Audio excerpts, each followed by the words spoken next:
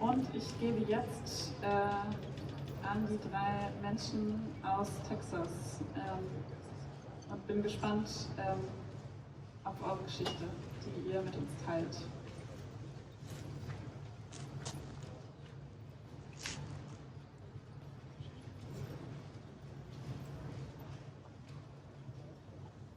Etaya pole maut keles ne noazon. La kauyen sepen ki panikla yen Esto'kna yen somisek. Hello, my name is Christopher Basaldu. I greeted you in our ancestral language, the language that was originally spoken in the lands where I'm from. The colonizer name is Brunsbüttel, Texas, where I grew up as a child. I also grew up in Corpus Christi, Texas. These are coastal towns along the Texas Gulf Coast. But the land that most of Texas is, and also northeastern New Mexico, are the lands that we call Somisek in our language. It's our homelands that existed prior to us. You know, human beings are new. And we are the original people of that land, even though there are very few people left that remember who we are and who we were. I also, when I greeted you, I mentioned the name of the land. We call ourselves Esto'k, and that simply means person. It means human being. So today, the few members of the tribe that are left, that are active, that wish to hold memory of our people, we have many conversations often about what it means to be Esto'k, what it means to be human. And that one of the ways that we can sort of resist all of this horrible stuff that's going on in the world is to ever more become human, become more and more human.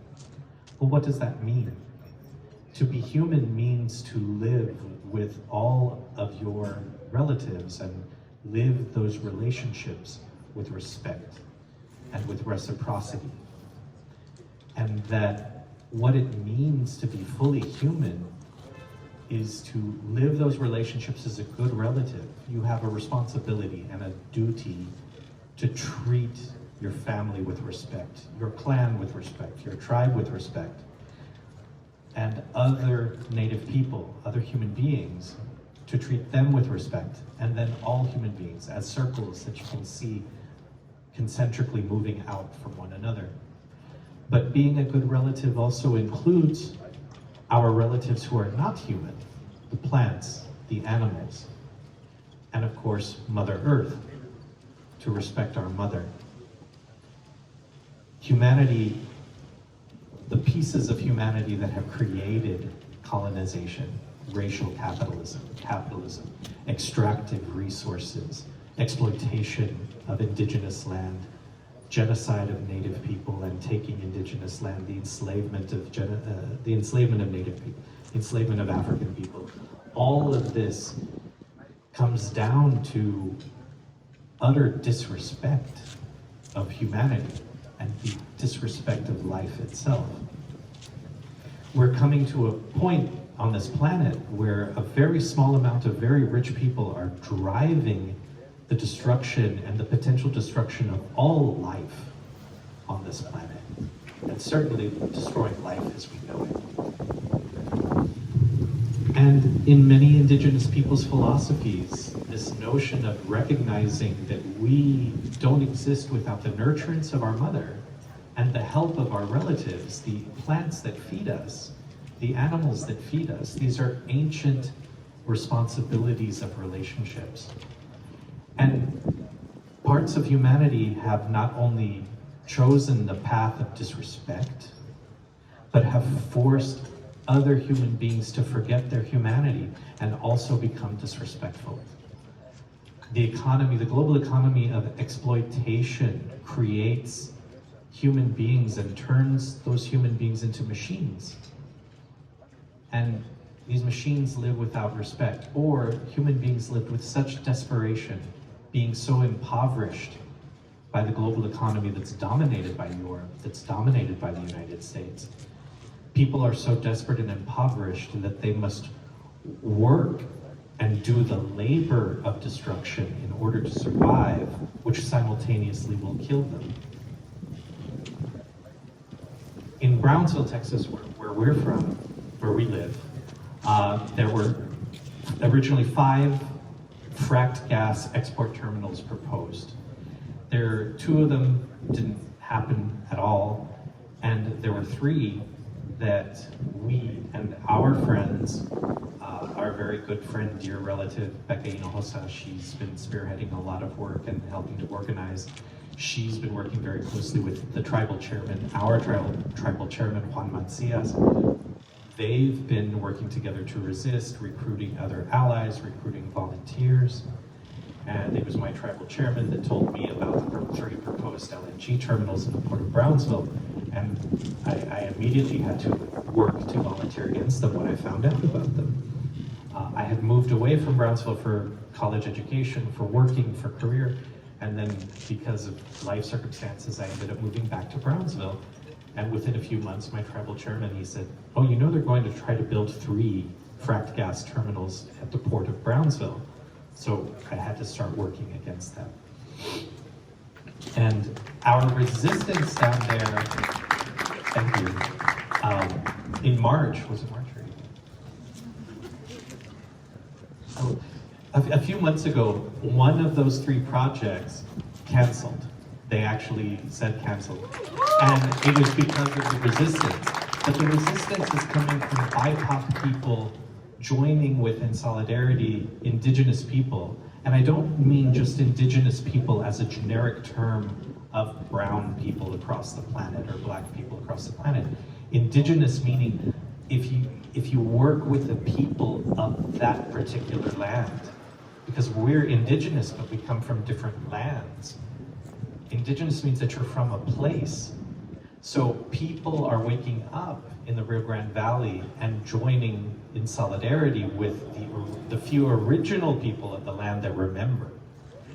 And they're finding out that they are descended from our ancestral tribe as well. So my hope, and other tribal members' hope, is that more people will awaken to who they are.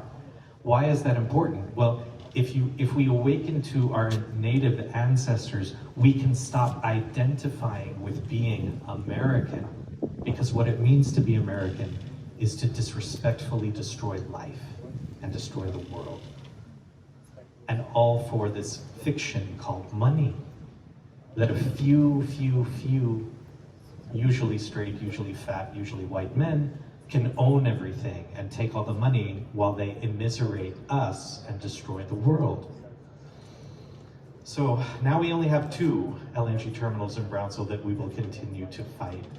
And these terminals would be near the port of Brownsville, but they would destroy land that had previously not been destroyed, that had not been, and these are wetlands that are very necessary to different plants, different animals, different birds, migratory birds, pelicans, cranes, egrets. So there's many species there. These projects could disturb the natural habitat of ocelot and other endangered species. And so the Caccizo Comecrudo tribe, the original people in that area, we completely resist LNG. Moreover, these projects, because of American colonization of native lands, these companies, they've never consulted with our tribe. They've never asked for permission. They've never talked to us about it. And we categorically would refuse permission. We do not give consent. But this is also happening while there is the international disgrace of the United States trying to build a racist wall at the border. That river in Texas, Ahumatemete, the Spirit River, this is what brings life to this region. It is living water. It connects people, and it used to connect the villages, you know, because you could travel by boat. But Eurocentric colonization creates this border, and now that over the past several decades, it's a militarized border, and the disrespect to the people who live there is painful, and this wall cuts us off from our sacred river, from a source of life. So we're resisting all of that. The LNG, the pipelines that come in, the areas of Texas, the Permian Basin and the Eagle Ford Shale are the places where the fracking is happening. These companies have to frack, which is destroying and poisoning the water. It's destroying the land. It's releasing methane. It's releasing carbon. These companies want to build pipelines. These pipelines will come through and destroy other sacred sites, will destroy other forms of water.